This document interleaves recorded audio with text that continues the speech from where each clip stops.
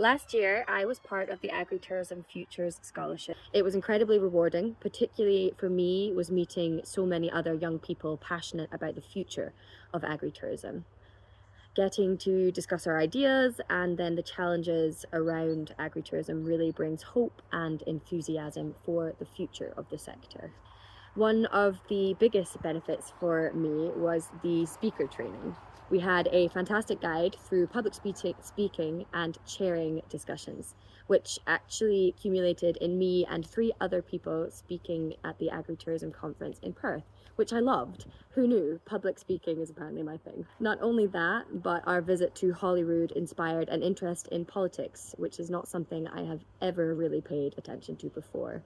It was a pretty inspiring experience, and I hope to use it to help shape the future of agritourism. I highly recommend applying to the Agritourism Futures Scholarship if you haven't already. It was a fantastic experience.